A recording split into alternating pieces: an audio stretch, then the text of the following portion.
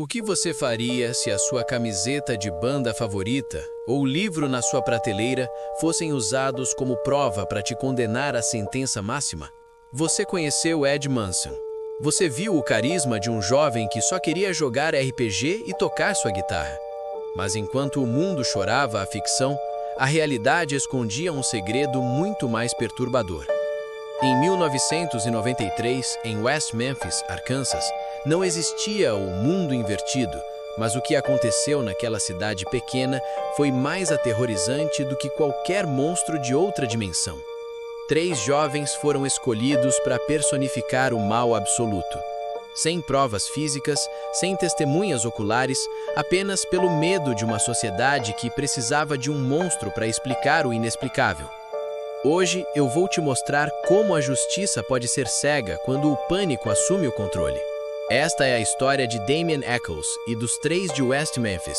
E eu te garanto, depois de hoje, você nunca mais olhará para Ed Manson da mesma forma.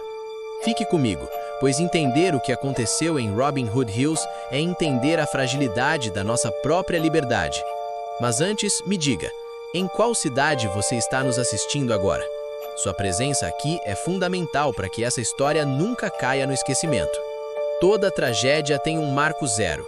Para West Memphis, esse marco foi uma área arborizada e pantanosa conhecida como Robin Hood Hills. Era um local comum para crianças brincarem, longe dos olhos vigilantes dos adultos. Mas em 5 de maio de 1993, aquele refúgio se tornou o epicentro de um trauma nacional. 3 crianças de 8 anos desapareceram. O que se seguiu não foi apenas uma busca desesperada, mas o nascimento de uma histeria que consumiria a lógica daquela comunidade. Quando o incidente foi descoberto no dia seguinte, a brutalidade do que aconteceu paralisou a cidade. A polícia, sob pressão extrema e sem pistas claras, cometeu o erro mais perigoso de uma investigação: decidir quem era o culpado antes mesmo de analisar as evidências. Em uma cidade mergulhada em valores conservadores, a mente humana tende a buscar explicações que se encaixem em seus próprios medos. Como algo tão terrível poderia acontecer em um lugar de bem? A resposta que a polícia de West Memphis encontrou não estava no DNA ou em impressões digitais, que, aliás, não apontavam para nenhum suspeito óbvio. A resposta, para eles, estava no ocultismo. Começou a circular o boato de que aquele era um crime ritualístico, e se havia um ritual, precisava haver adoradores. Foi nesse momento que os olhos da investigação se voltaram para o jovem que caminhava à margem da sociedade local, Damien Echols. Ele não era apenas um suspeito, ele era o perfil perfeito para o monstro que a cidade precisava criar. Para entender como uma cidade inteira comprou a ideia de que adolescentes locais eram monstros, precisamos voltar no tempo. West Memphis não existia em um vácuo. A América dos anos 80 e início de 90 estava imersa no que ficou conhecido como pânico satânico. Era uma histeria coletiva alimentada por programas de televisão sensacionalistas e pregadores radicais que convenciam pais de que uma conspiração global de adoradores do diabo estava infiltrada nas escolas e creches. E quais eram os sinais dessa infiltração? Coisas que hoje parecem inofensivas. Jogar Dungeons and Dragons, o RPG que Ed joga na série, ouvir heavy metal, usar roupas pretas ou simplesmente ser introvertido. A psicologia por trás disso é poderosa. Quando confrontada com um mal inimaginável, como o que aconteceu em Robin Hood Hills, a mente humana rejeita a ideia de que o mundo é caótico e aleatório. É mais reconfortante acreditar em um grande vilão, um bicho-papão organizado, do que aceitar que a tragédia pode atingir qualquer um. Para a polícia e promotoria de West Memphis, Damien Echols não era apenas um adolescente problemático, ele era a personificação desse medo cultural. Seus diários, cheios de poesias mórbidas típicas da adolescência, e seu interesse por religiões não cristãs deixaram de ser traços de personalidade para se tornarem, na visão distorcida das autoridades, um manual de instruções para o crime. O pânico satânico forneceu o roteiro. A polícia só precisava escalar os atores. Mas quem eram de verdade os jovens que a mídia apelidou de os 3 de West Memphis? Longe dos monstros pintados pela acusação, eles eram adolescentes comuns vivendo nas margens de uma sociedade rigorosa. O suposto líder, Damien Echols, tinha 18 anos. Inteligente, articulado, mas lutando contra a depressão e a pobreza, encontrava refúgio na arte e na música. Ele era o outsider clássico, o verdadeiro Ed Manson, alguém que a maior rebeldia era não querer ser igual a todo mundo naquela cidade pequena. Seu melhor amigo, Jason Baldwin, de 16 anos, era o oposto, um aluno quieto, com boas notas, que jamais tinha se metido em problemas. A única culpa de Jason era sua lealdade a Damien. Ele foi arrastado para o furacão simplesmente por associação. E então havia Jesse Miskelly Jr., de 17 anos. Jesse é a peça mais trágica desse quebra-cabeça inicial. Com um QI borderline de 72, ele era facilmente sugestionável e tinha dificuldades em entender conceitos complexos. A polícia viu nele o elo mais fraco. Sem a presença de um advogado ou dos pais, Jesse foi submetido a um interrogatório exaustivo de quase 12 horas. O que saiu daquela sala não foi uma confissão genuína, mas uma narrativa confusa e cheia de contradições, moldada pelas perguntas sugestivas dos detetives. Jesse disse aos policiais o que eles queriam ouvir para que o deixassem ir para casa. Mas essa confissão coagida se tornaria a única prova real que o Estado tinha contra os três. A armadilha estava pronta. Se você entrasse naquele tribunal em 1994, dificilmente acreditaria que estava em um julgamento por crimes capitais no século XX. Parecia mais uma inquisição medieval. A promotoria tinha um problema grave. Não havia uma única prova física. Nenhum DNA, nenhuma impressão digital, nenhuma arma do crime ligava Damien, Jason ou Jesse ao local em Robin Hood Hills. Então, como se convence um júri a condenar 3 adolescentes sem provas? A estratégia foi simples e devastadora. Se você não pode provar o que eles fizeram, você prova quem eles são. O julgamento transformou-se em um debate sobre gostos musicais e literatura. Camisetas do Metallica foram exibidas como se fossem uniformes de um exército sombrio.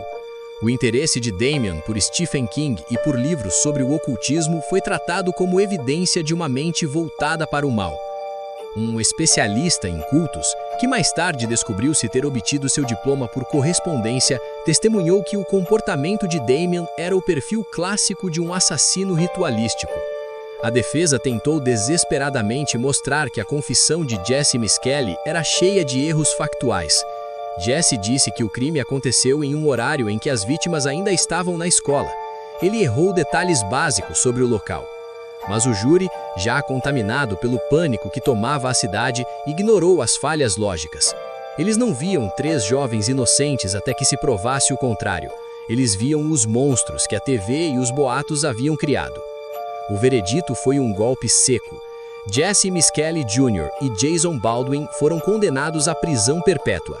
Para Damien Echols, apontado como o mentor intelectual devido à sua personalidade forte, a sentença foi ainda mais definitiva, a pena de morte. Nesse momento eu te pergunto, você acredita que o sistema de justiça de onde você mora é imune a esse tipo de pressão social? Já viu algum caso onde a aparência falou mais alto que os fatos? Deixe sua opinião aqui nos comentários, esse debate é essencial. 18 anos. Esse foi o tempo que o relógio da vida de Damien, Jason e Jesse ficou congelado. Enquanto o mundo lá fora avançava, Damien Echols passava seus dias em uma cela de 2 por 3 metros no corredor da morte, vendo sua saúde definhar e sua visão falhar devido à falta de luz solar. Mas enquanto as paredes da prisão tentavam silenciá-los, algo inesperado aconteceu. O documentário Paradise Lost da HBO começou a mostrar ao mundo o que aconteceu naquele tribunal em Arkansas. Milhões de pessoas assistiram e ficaram horrorizadas, não pelos jovens, mas pela forma como a justiça havia sido conduzida. Surgiu um movimento global. Celebridades como Johnny Depp, Ed Vedder e Peter Jackson usaram sua influência e recursos para financiar novas investigações.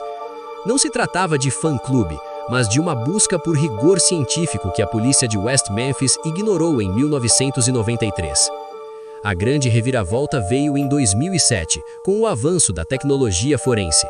Novos testes de DNA muito mais precisos do que os disponíveis na época do crime foram realizados em materiais encontrados na cena do crime. O resultado foi um choque para o Estado. nenhum material genético pertencia a Damien, Jason ou Jesse. Mais do que isso, um fio de cabelo encontrado em uma das amarras usadas nas vítimas continha o DNA que apontava para uma pessoa ligada a uma das famílias das vítimas, alguém que nunca havia sido devidamente investigado na época. A ciência estava gritando a verdade que o pânico tentou abafar. Mas o sistema judiciário é uma máquina lenta e muitas vezes orgulhosa demais para admitir um erro de tal magnitude. A luta contra o relógio não era mais apenas para provar a inocência, mas sim para garantir que Damien não fosse executado antes que a verdade final pudesse ser aceita pelo tribunal. Em 19 de agosto de 2011, aconteceu algo raríssimo no direito americano. Diante de novas evidências esmagadoras e da pressão pública, o estado de Arkansas se viu em um beco sem saída. Eles não queriam admitir o erro monumental que custou 18 anos de vida a 3 homens, mas também não podiam mais sustentar as condenações. A solução foi o polêmico Acordo de Alford. Nesse dispositivo jurídico, os réus podem se declarar culpados perante a lei, mantendo simultaneamente sua afirmação de inocência. É um paradoxo legal.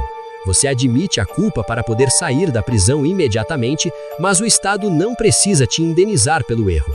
Para Damien, Jason e Jesse, era a única forma de garantir a liberdade sem esperar por mais uma década de recursos. Eles aceitaram. Em 19 de agosto de 2011, Damien Echols saiu do corredor da morte, mas a liberdade teve um preço amargo.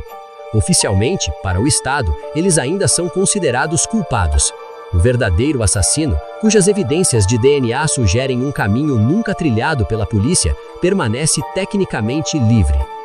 Damien Echols hoje vive uma vida dedicada à arte e à escrita, mas carrega as cicatrizes físicas e mentais de quase 2 décadas de isolamento. O Ed Manson da vida real não morreu em uma batalha épica contra demônios, mas sobreviveu a uma batalha ainda mais cruel contra o preconceito humano. Obrigado por acompanhar esta investigação até o fim. Se esse caso fez você refletir, compartilhe este vídeo com alguém que valoriza a justiça tanto quanto você. Até a próxima análise.